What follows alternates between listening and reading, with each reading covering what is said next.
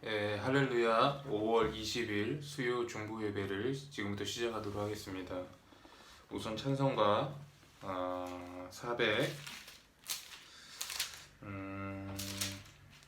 423장 함께 찬송하도록 하겠습니다. 423장입니다. 함께 찬양하도록 하겠습니다. 여러분, 비록 이제 유튜브고 인터넷이지만 여러분도 함께 찬양하시면 좋을 것 같습니다. 먹보다도 더 검은 죄로 물든 마음이 흰 눈보다 더 이게 깨끗하게 씻겼네. 주의 보혈 흐르는데 믿고 뛰어나가. 주의 은혜 내가 입어 깨끗하게 되었네. 모든 의심 걱정과 두려움이 사라져 슬픈 탄식 변하여 기쁜 찬송 되었네. 주의 보혈 흐르는데 믿고 뛰어나가. 주의 은혜 내가 입어 깨끗하게 되었네. 세상 부귀 영화와 즐겨하던 모든 것 주를 믿는 내게는 분토만도 못하다. 주의 보혈 흐르는데 믿고 뛰어나가. 주의 은혜 내가 입어 깨끗하게 되었네. 나의 모든 보배는 저 천국에 쌓였네. 나의 평생 자랑은 주의 십자가로다. 주의 보혈 흐르는데 믿고 뛰어나가. 주의 은혜 내가 입어 깨끗하게 되었네. 아멘. 우리 함께 기도하고 말씀을 전하도록 하겠습니다. 기도하겠습니다. 사랑해 주님 감사합니다. 비록 유튜브로 저희가 예배를 드리지만 하나님, 우리가 영 안에서 하나 되어서 함께 예배하는 줄 믿습니다. 우리가 같이 말씀 가운데 찬양 가운데 하나 될 때에 하나님 우리의 예배를 기뻐 받아 주시고 우리의 찬송을 기뻐 받아 주시옵소서. 이 찬양의 가사가 우리 가운데 참으로 큰 울림이 됩니다. 하나님, 정말 먹보다도 더 검은 죄로 물든 이 마음을 하나님 흰 눈보다 더 이게 주의 보혈로 씻어 주시옵소서. 우리 모두가 주의 은혜 받은 자로서 항상 살아가게 하여 주시고 이 은혜를 잊지 아니하고 항상 마음에 새기며 살아가게 하여 주시옵소서. 이제 말씀을 시작합니다. 성령의 감동으로 인도하여 주시며 감사드리며 우리 주 예수 그리스도의 이름으로 기도하였습니다. 아멘. 오늘 하나님의 말씀은 이사야서 43장 18절에서 21절 말씀입니다. 이사야서 43장 18절에서 21절까지 말씀입니다. 제가 봉독해 올리도록 하겠습니다.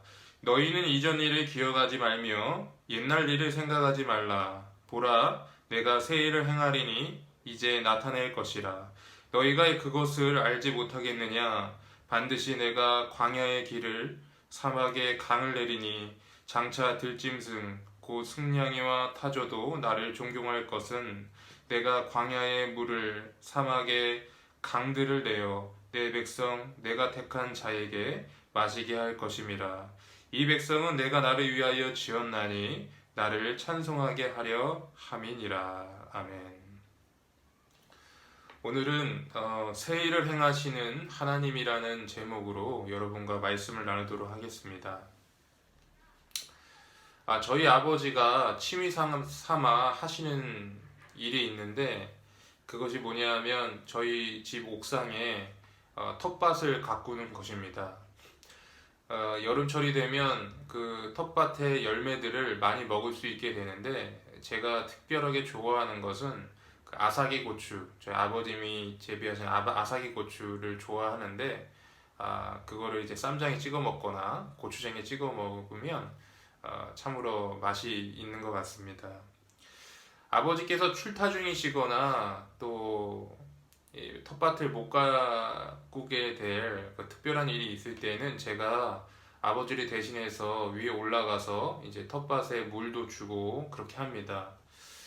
그런데 제가 텃밭을 보면서 어느 날 그 텃밭의 그 나무들에 그 정말 화창하게 피어 있는 그 꽃들을 보게 되면서 야, 참 아름답고 이쁘다 이런 생각을 하게 되었습니다.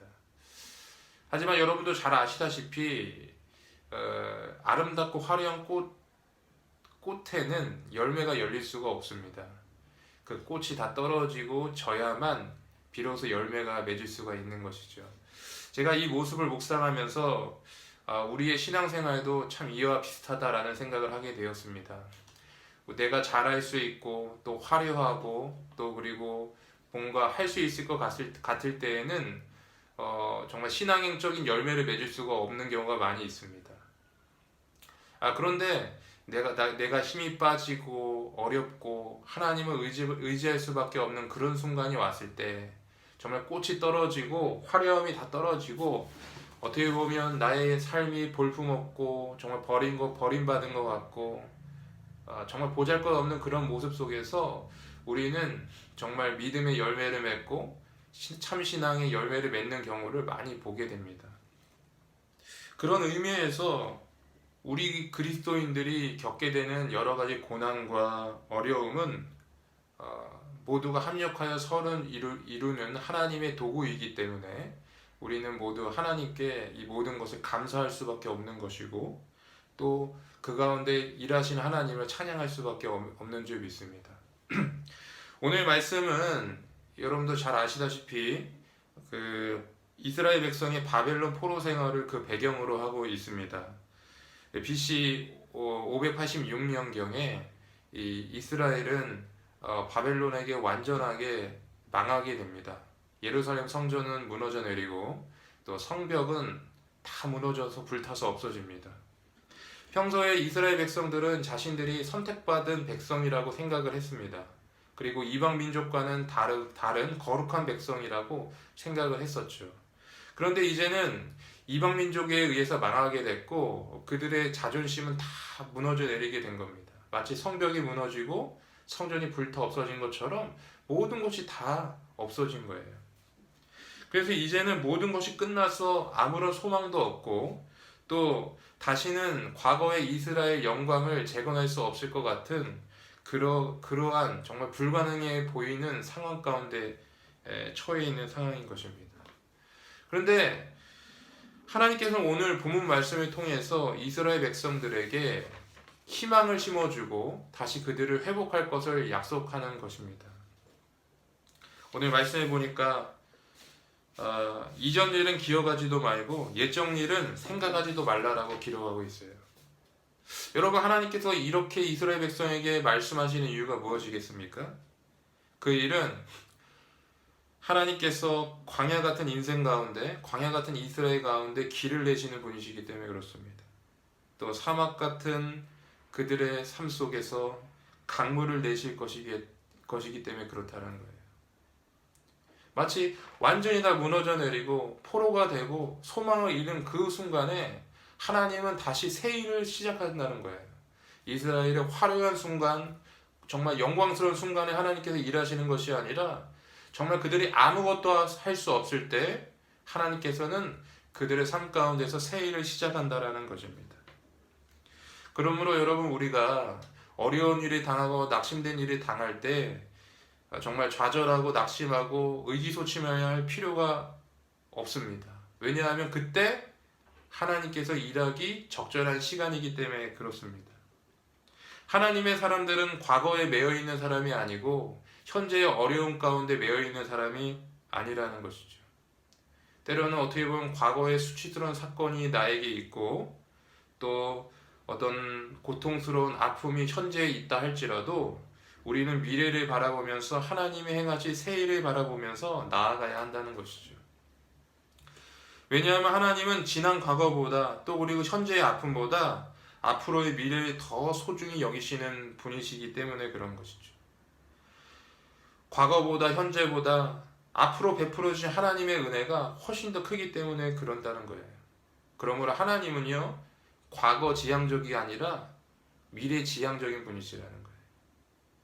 그러므로 여러분, 그 하나님께 소망을 두고 믿음으로 나아가게 되면 우리는 결국에는 하나님의 영광을 보고 놀라운 은혜를 경험하게 되는 줄 믿습니다.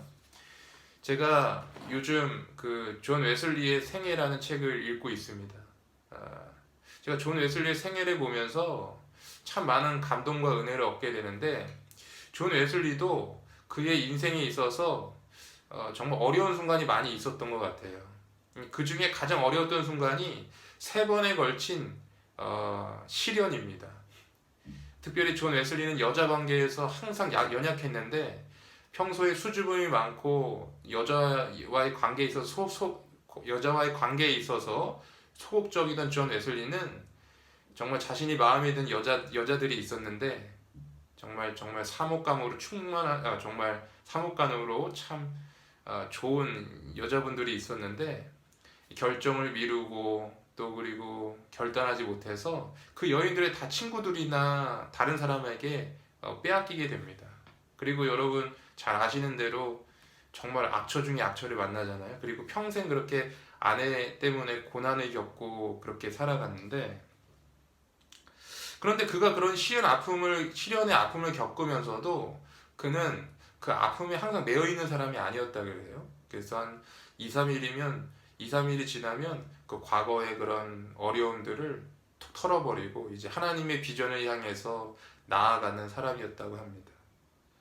다윗도 마찬가지입니다. 여러분, 사무엘하 12장에 보면 다윗이 밧세바와 범죄함으로 인해서 하나님의 징벌을 받게 됩니다. 그래서 밧세바를 통해서 낳은 아이에게 병이 오게 되는데, 결국에는 그 아이가 7일 동안 시름시름 앓다가 그 병으로 죽게 됩니다. 이 일로 인해서 다윗이 하나님 앞에 나아가서 금식하고 기도하는데 하나님께서 그 기도를 듣지 않으시죠. 결국에는 그 아이가 죽게 되고 신하들이 다윗에게 어떻게 말을 할 수가 없는 거예요. 이제 아이가 이미 죽었는데 다윗은 계속 기도하고 있으니까. 근데 다윗이 그 신하들이 주변에서 이렇게 수근수근하는 소리를 듣고 아이가 죽었구나 생각을 하고, 다윗은 곧바로 아이가 죽었다는 그 사실에 매여 있지 아니하고 몸에 기름을 바르고 의복을 갈아입고 일상의 생활로 돌아갑니다. 어떻게 보면 좀 매정하다 싶을 정도로 그렇게 좀 매정하다 싶을 정도로 그렇게 그런 행동을 취하는데, 이 말씀을 자세히 보면 다윗이 매정한 것이라기보다도 이미 하나님의 뜻으로 내가 어찌할 수 없는 그 일에 대해서 더 이상 연연하지 않겠다는 것이죠. 이제는 과거에 집착하거나 매이지 아니하고 앞으로 하나님의 더 큰 은혜를 바라보며 나아가겠다는 다윗의 어떤 그런 생각이 담겨있는 행동이라는 것이죠. 저와 여러분도 이와 같아야 되는 줄 믿는 줄 믿습니다. 지금 현재 건강상으로 암병에 걸려 계신다거나 또 그리고 몸이 아프시다거나 또 그리고 자녀 문제 또 재정 문제 여러 가지 문제로 인해서 힘들어 하시는 분이 계실 수 있어요.